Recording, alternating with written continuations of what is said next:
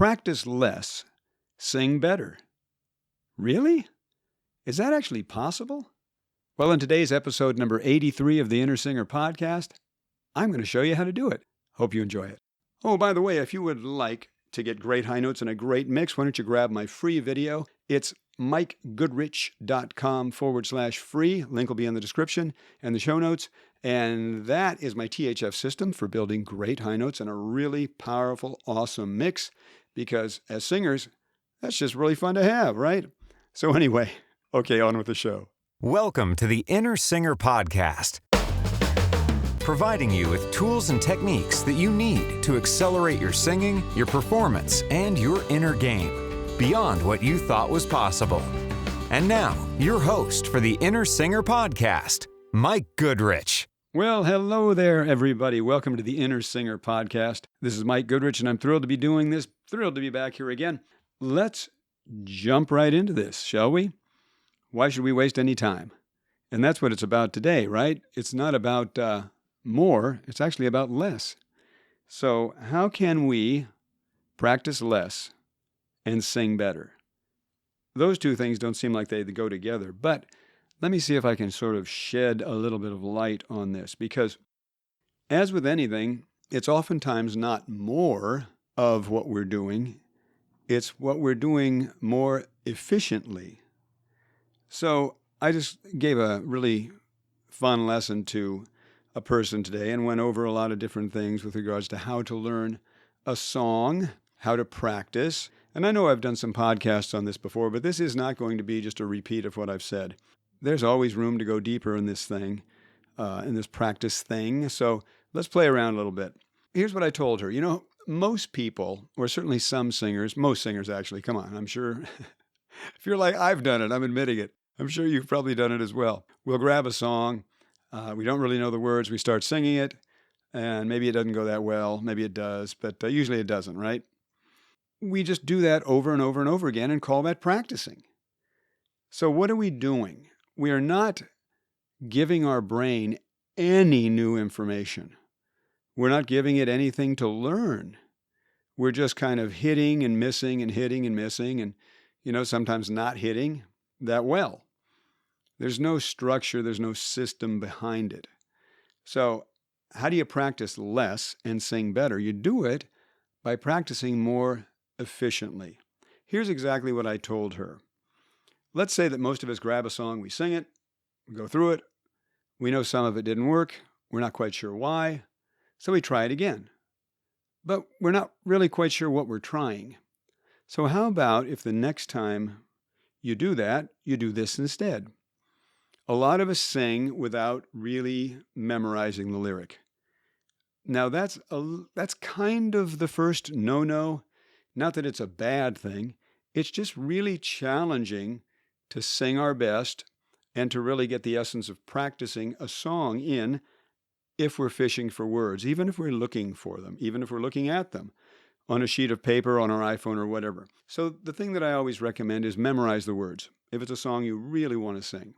The first step in memorizing the words is to write them out by hand. There's a hand-brain connection that does not connect if we're typing it into a Google Doc or something. So it really has to be handwritten.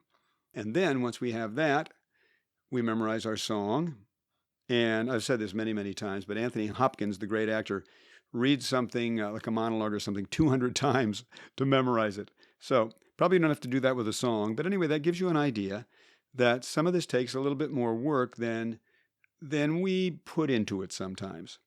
Having that said, the song is now memorized. Now I want you to consider Googling the lyrics so you can now print them out on a sheet of paper that you have. Now when you sing the song, instead of just moving through it in its entirety, not really knowing how to correct the things that need correction, I want you to pay particular attention to what doesn't work. And as you're singing, if you come to a word or a note that doesn't work, it feels strained, it splats, it cracks, you can't get the note. For whatever reason, it's less than what you want it to be. I want you to pause the recording, if you're singing with the recording, or just pause yourself if you're singing with yourself. I want you to go to your lyric sheet. I want you to circle the word or phrase that gave you the challenges. And then I want you to identify why. So here's what I mean by that. It's going to be a couple of things. First of all, I want you to identify the note you're singing. For those of you who are singing and don't know the notes, if you're going to take this really seriously, you want to know what notes you're singing. So the first step is identify the note that you're singing. Write it down. Write it down right over right on top, because you circle it. Now you're just going to write the note like B natural or C sharp or whatever. So then identify the sound that you're singing on that note. It can be a vowel or it can just be a sound. The difference between that is a vowel is A, E, I, O, U, and a sound is like or or or something like that. And then write that down, the sound as close as you can get to the sound that you're supposed to be singing. And then write down what happened. My voice cracked, I felt strain, I over-released into falsetto, I cracked into falsetto, or as a woman I had to go into my head voice to get this note. Whatever you felt that happened, write it down. And then do that with every challenging part of the song, every part of the song that gives you an issue. Now, it doesn't matter at all right now that you may not know how to fix this. That doesn't matter. What you want to do is identify what needs to be addressed. Identify the challenges and the issues that need to be taken care of, right? So now by the end of this song, you have a sheet of paper with all of the challenging areas circled, and all of the reasons listed. It's this sound on this note, and this is what I felt. This is fantastic information for your brain to have. Number one, it's relaxing because now there's some clarity. Now you know what's going on. It doesn't matter at all that you don't have the solution. You can get the solution. You can get the. There are a lot of great voice teachers, and you can get the solution. I'm here for you.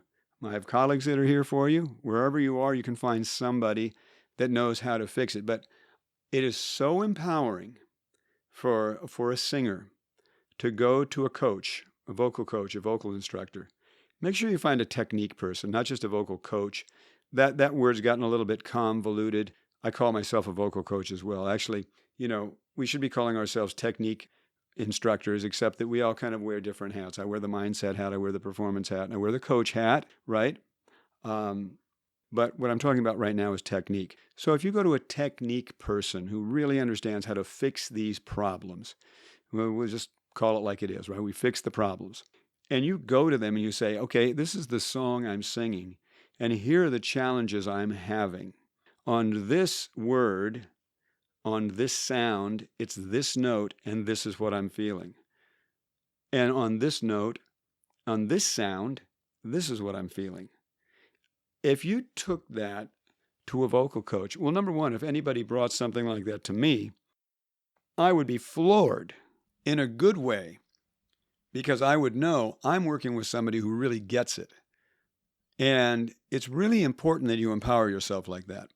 That you don't go in just kind of, I don't know what's going on, or I have trouble here. Why not really get clear on what's going on with your voice so that you can articulate it to whoever you're going to get help from? And that's going to be incredibly empowering for you and impressive to whatever teacher you go to. And I'll tell you, it's also going to weed out the teachers that don't know how to help you, because you actually know the problem.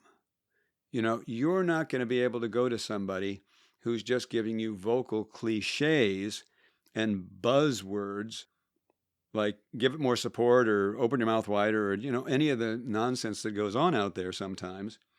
They're going to have to know their stuff because you're coming in armed. You know your stuff. You know the problem.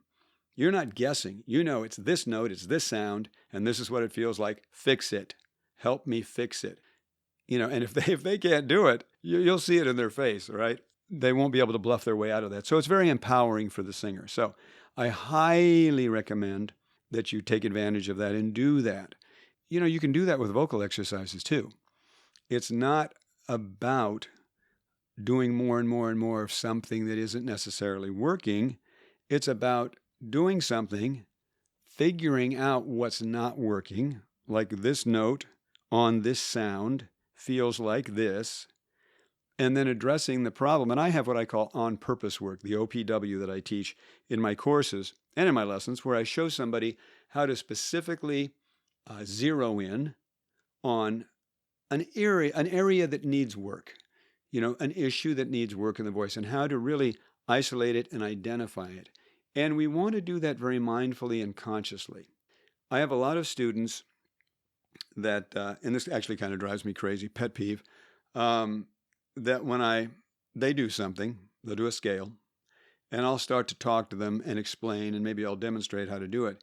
And right in the middle of my conversation with them, of my showing them, of my explaining what's going on, and my trying to actually help them, they start trying it over and over again.